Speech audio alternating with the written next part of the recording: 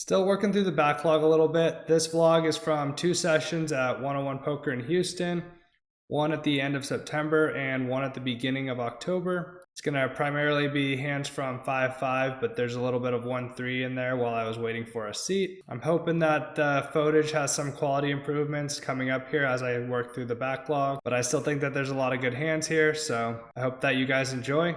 As always, I appreciate the support. I play a little bit of 1-3 while waiting for my 5-5 seat to open.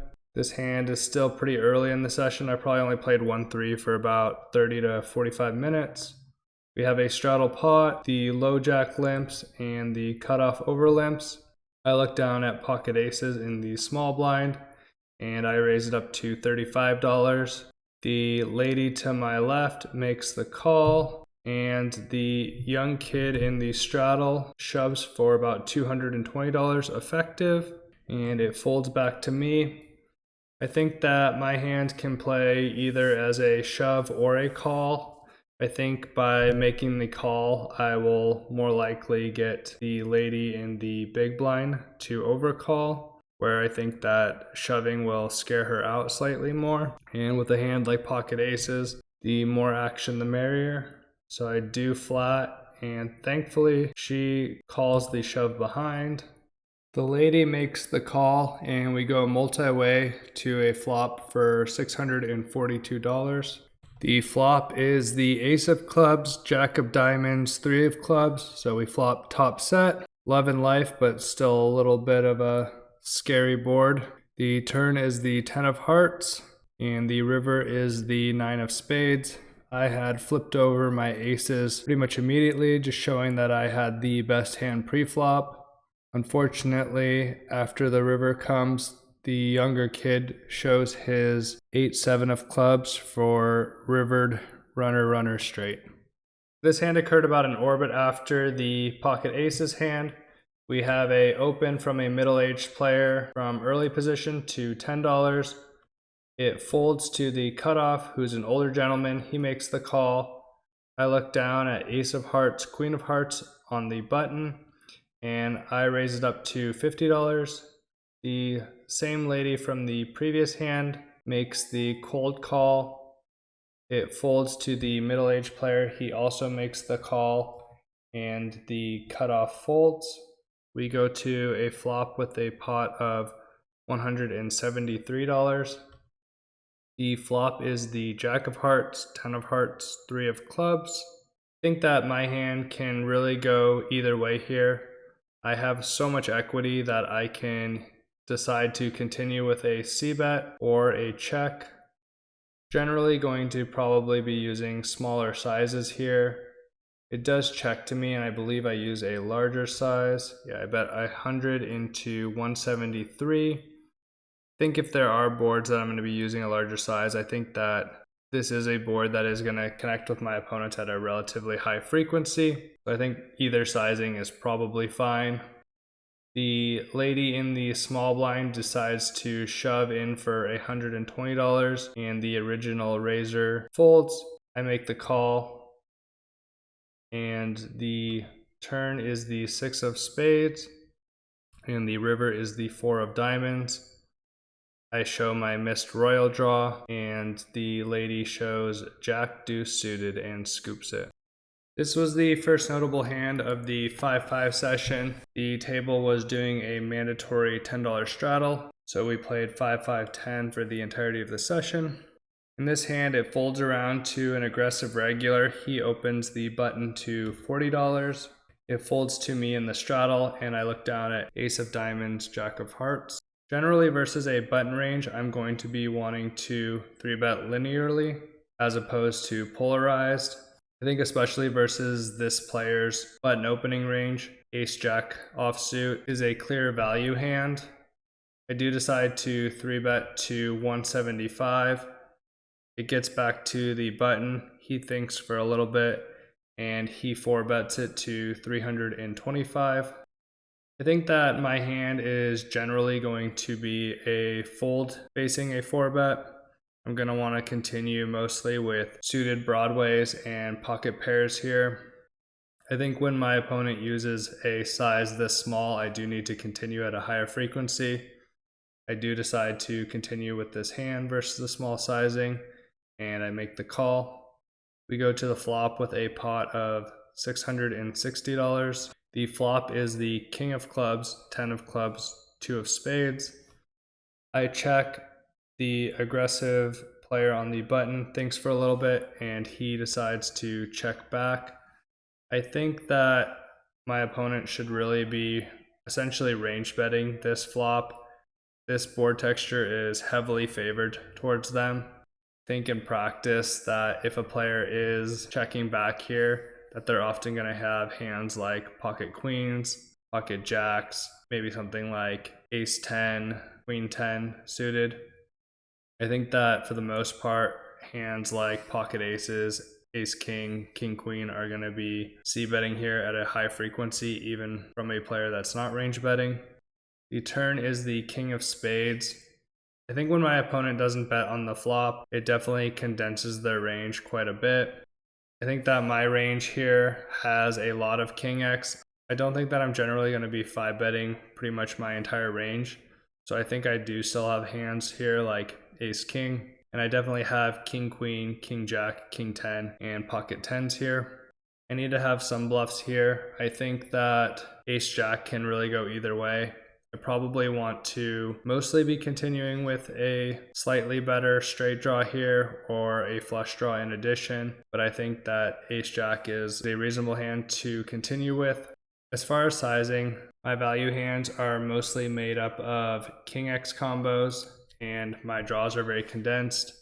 I think I want to be using very large sizes and trying to push him off of pocket queens, pocket jacks, 10x, and possibly worse. I think my opponent can definitely have hands like aces, and I think that aces is going to have a tough time if I decide to barrel the river. I expect hands like aces to call at least once. I bet 400 into 660. I think that this is a pretty polarizing size in a 4-bet pot. I'm generally not going to be using massive sizes in a 4-bet pot regardless. I think that it's pretty easy to get money in and ranges are really defined, so large sizes are not usually necessary. The aggressive regular thinks for a little bit and he ends up shoving, unfortunately, and I think I have a pretty clear fold facing a shove here. I have enough king X that I would continue with for value, and I think that I could consider falling off with some of my combo draws, especially because most of them are nut flush draws. This hand was the start of a second 5-5-10 session at 101 Poker. The previous hands were from a shorter session and I didn't quite get enough notable hands for an entire vlog, so this will be the second part. In this hand we have a open to $40 from a tighter older gentleman on the button. It gets to me in the big blind and I think I have a pretty clear 3-bet here with ace queen suited. I'm going to be 3-betting a linear range just like the ace jack hand in the previous part. I 3-bet to $160. A reg in the straddle to my left thinks for a little bit and makes the cold call, and the tighter older gentleman on the button makes the call. We go to a flop with the pot at $485. The flop is the queen of diamonds, 5 of diamonds, 4 of spades. I think on these single Broadway boards, I'm generally going to be using a small sizing. I'm also going to lean towards using small sizes when I'm multi-way. I continue here for $125. I think generally I want to be using a 33% pot sizing here. 125 is a little smaller than I think I would have liked to use. I think I miscounted the pot initially and unfortunately bet a little bit on the smaller side. I think when we're multi-way in a 3-bet pot, I'm not going to get punished too much for it though. Generally, I would expect my opponents to continue here with some number of flush draws, some queen X, but primarily their range is going to be made up of a lot of pocket pairs. I think that the reg that cold called the 3-bet should be really weighted towards broadways and pocket pairs here especially. I think that his offsuit broadways are going to be folding. I think a lot of his suited connectors are going to be folding. And the pocket pairs that he does continue with are generally going to be stuff like pocket 7s, pocket 8s, pocket 9s, pocket 10s. I expect that when he continues on this board, it's usually going to be those stronger pocket pairs or queen X hands like king, queen, queen, jack suited. Because I expect him to primarily be continuing here with suited combos, I don't expect him to have too many flush draws. I also don't expect him to be continuing with weaker suited aces pre-flop either, so that also minimizes the number of flush draws that he has. He does make the call and it gets to the button. I think that the button should have a slightly wider range here when the reg and the straddle makes the cold call pre-flop.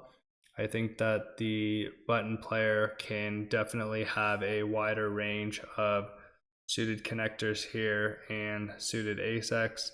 I think that this particular player is going to be folding a lot of the offsuit combos here. I do expect him to have the suited broadway still and a lot of pocket pairs in their range. When he makes the call, I expect that to be most of his continuing range, but this player definitely has a little bit more of the suited connected type hands that can make straights and flushes here, have the suited weaker aces, and they could have hands like pocket 5s and pocket 4s, which make a pretty good overcall here, getting better odds in position. The turn is the 3 of diamonds. I think that this is not the best card in the deck, but I think that my opponents have a very low frequency of straights here. And I expect hands like flushes and pocket 5s and pocket 4s to be raising a pretty high frequency on the flop. And like I said previously, I think that there's less flushes on this board texture than there would be in a single raised pot. I also think that my opponent should be continuing quite a bit wider when I've used such a small size c-bet on the flop, even though I'm going to be slightly more polarized facing two opponents. Overall, I think that this 3 of diamonds is not as scary of a card as it appears on the surface. I think that my hand can still value bet here. I don't think I'm going to generally be using large sizes here. So I do continue for 250 into 860. Again, a little bit on the small size probably, but I think that it's fine. I expect my opponents to continue here with pretty much all of their queen X, all of their pocket pairs that contain a diamond, and hands like pocket 6s. I think that overall the straddle definitely has the weakest range here, and I think that if we see a call from the button, we want to proceed with a lot more caution. Thankfully, the reg in the straddle makes the call and the tighter button player folds. I do think that in this exact configuration with the tighter player in the button, I can continue at a higher frequency because I think that he will continue on the flop with a wide enough range versus a small bet, but will fold often to a barrel. We go to a river with the pot at $1,360, and the river is the 5 of clubs. I don't think that the 5 of clubs really changes much at all. I don't really expect my opponent to have a full house here. I think that my opponent's range is primarily made up of queen X hands and pocket pairs here, mostly that contain a diamond. I think that with this SPR, ace queen is still going to be a shove for value. So I do decide to shove. The reg in the straddle tanks for a long time and ultimately makes the call for $830 effective. I show ace queen. He says that he's very surprised to see that, as I don't think a lot of players are necessarily going for thin value here enough. We've also played together quite a bit, so he knows that I'm definitely capable of bluffing in this spot. So we definitely got max value and we pick up a pot of $3,665. In this hand we have a under the gun straddle. The middle position player limps, the low jack limps behind, and I look down at ace of spades, 10 of clubs in the cutoff. I bump it up to $50. It folds back around to the middle position player, and they make the call, and the second limper folds. We go to a flop with the pot at $130. The flop is the ace of diamonds, king of clubs, nine of clubs. It checks to me. I think that I'm going to be betting this board at a pretty high frequency. I have a pretty strong range advantage on this board overall. I think I'm going to be using a lot of large sizes as well with the nut advantage that I have. I think that I do want to be checking back some top pair though. And I think once we get to like ace 10 and weaker, I think that I will be mixing some check in, where I think most of my ace queen and ace jack is probably going to be betting a higher frequency. Having the 10 of clubs makes a check a little bit more reasonable to me. I block some of my opponent's continuing range, whether that's a flush draw or a straight draw. I also prevent my opponent from having a flush, so if a club does come in on the turn, it is less likely that my opponent has a flush. In this case, I do decide to check back, trying to let my opponent catch up and gain value on later streets. The turn is the 4 of spades. It checks to me again. I think at this point, I generally want to be betting with my hand. I think there's a little bit more urgency to bet now that the flop has been checked back and my opponent has checked the turn. I think I want to be using large sizes here still. I think I still retain a pretty strong nut advantage on this board. So I delay c-bet for $100 into 130. My opponent thinks for a little bit and decides to make the call. I think for the most part, my opponent is going to be weighted towards king x hands here. They're going to have some 9x hands, some pocket pairs, probably with a club. I think that they can definitely have ace-x hands as well. I would expect a high frequency of my opponent's ace-x combos and better to probe bet on the turn, but it's entirely possible. I also would expect a lot of their draw-heavy hands to either be probe betting turn or raising when facing my delayed c-bet. So I think my opponent overall has mostly a range that consists of medium strength hands. And I think that ace 10 is a very clear value hand against that range. We go to the river with the pot at 330 and the river is the 6 of diamonds. The 6 of diamonds should not really be interacting with either player's range here. I still retain a pretty massive nut and range advantage on this river. The only hands that my opponent could realistically have that interact with the 6 is ace-6 suited. I think it's unlikely that my opponent would be floating turn with pocket sixes even with a club, and I don't expect any of their other cards to really be connecting with the 6 too often. They check to me, and again, I think with ace 10 being one of my stronger value hands in this situation, I want to be using pretty large sizes, primarily trying to get called by ace-x hands that my opponent checked on the flop and turn, and stronger king-x combos. I think that my opponent can hero call with some number of weaker king-x and 9x combos as well. I bet 225 into 330. My opponent thinks for a little bit, and unfortunately they make the fold. In this hand, we have a $25 open from a very loose player in the low jack. It folds to me in the cutoff, and I look down at ace of clubs, 5 of clubs. This is a hand I can definitely flat at some frequency. Generally, I don't have much of a flatting range though. I'd prefer to play my hands heads up and in position, where I think that if I call this hand, I'm likely to go multi-way to the flop. But I don't think this hand is too poor playing multi-way either.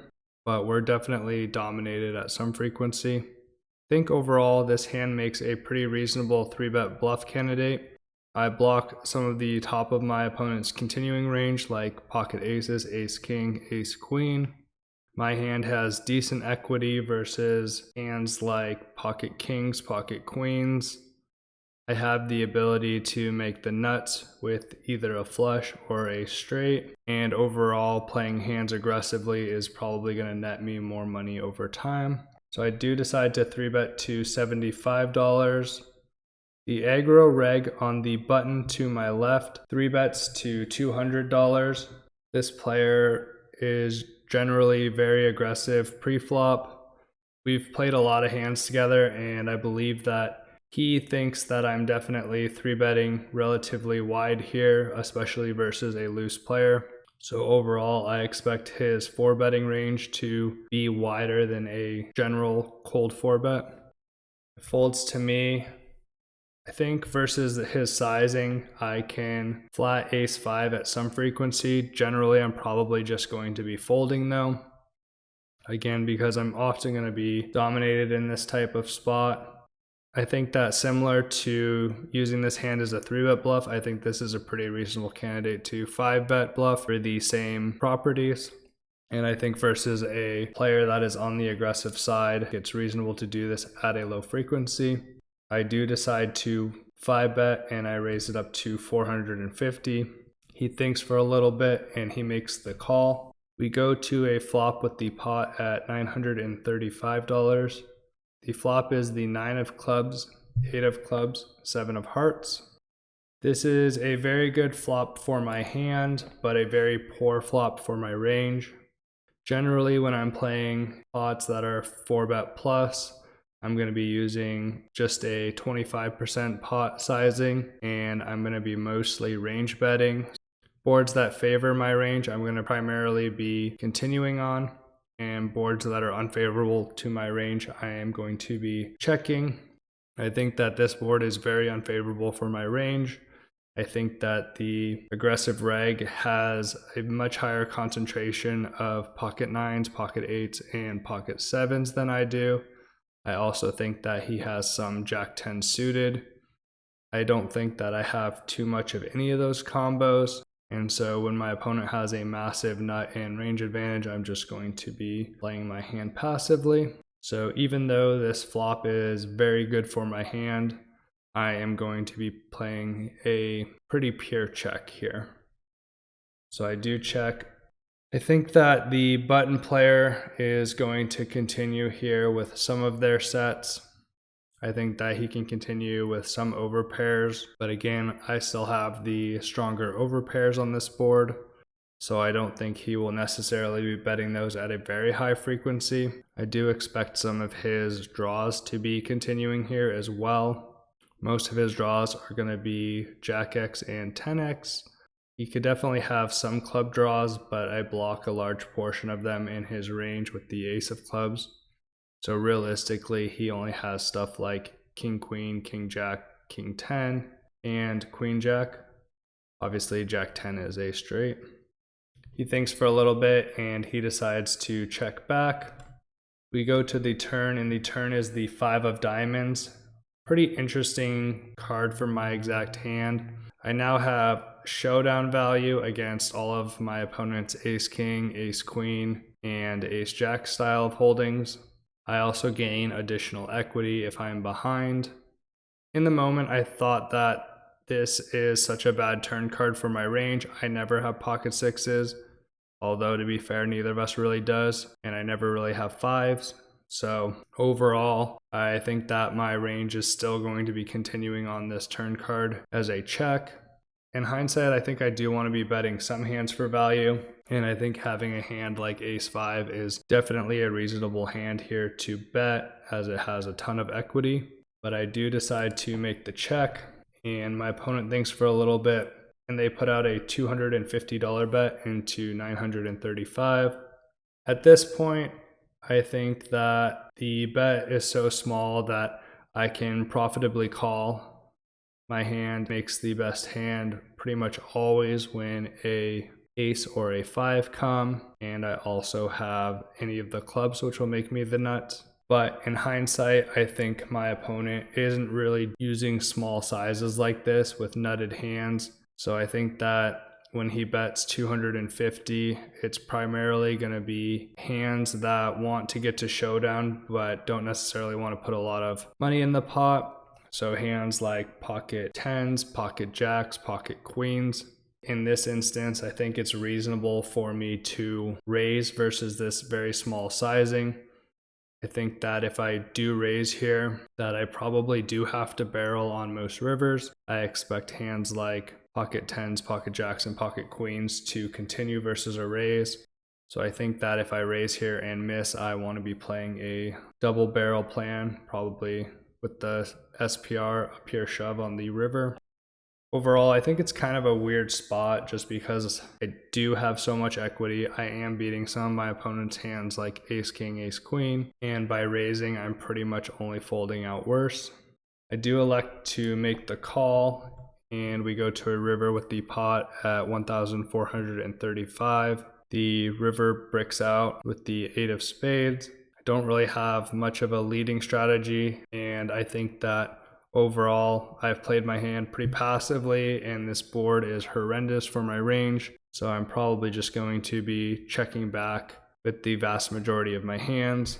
I do check, and my opponent quickly checks back, and they show pocket jacks, unfortunately, and we lose a pretty sizable pot. There are no rules in our 5-5 game, so we have a $50 straddle on the button this hand. It folds to me in the low jack, and I open king of spades, queen of diamonds to $150. A younger kid in the cutoff with $700 effective, so only 14 blinds, makes the call, and the straddler folds. We go to a flop with a pot of $360. The flop is the queen of hearts, 9 of clubs, 5 of diamonds. Generally in these positions, when I'm the pre-flop raiser and out of position versus a cutoff and button calling range, I'm going to be playing my hand as a high frequency check with the plan to check raise if I want to play it aggressively. I think with this SPR as well, it makes a lot of sense for me to check and allow my opponent to bet with some of their medium pair hands and draws, and depending on the size, I think it is difficult for them to get away from the hand.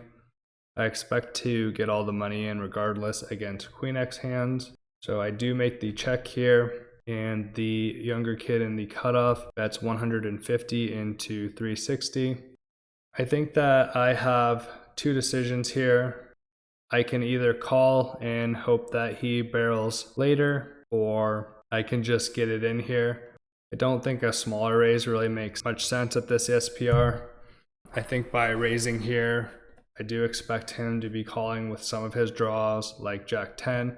I expect him to be calling with all weaker Queen X hands, and I expect to get called at some frequency with either weaker pocket pairs or 9x or 5x combos. Ultimately, I do decide to shove all in. He thinks for a little bit and makes the call. We have a pot of $1,460. The turn is the jack of diamonds, and the river is the 2 of spades. I show my king queen, and I scoop. In this hand, it folds around to me in the low jack, and I open up king of diamonds, queen of spades to $20. I get flatted by a reg in the cutoff, and we go to a flop with $50 in the pot. The flop is the ace of diamonds, 10 of spades, 7 of diamonds. Similar to the other hands I've played out of position versus the cutoff and button flatting ranges, I'm going to be checking this board at a high frequency. The double Broadway board textures are definitely slightly better for my range, and I will be betting them at a higher frequency than other boards, but I'm still going to be checking pretty often. I continue here with a check with the plan of check raising.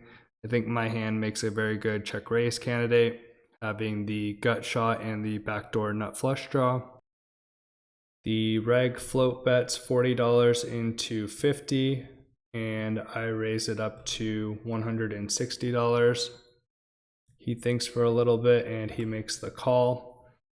I think at this point that my opponent is going to be heavily weighted towards ace X combos and combos that contain the 10 of diamonds.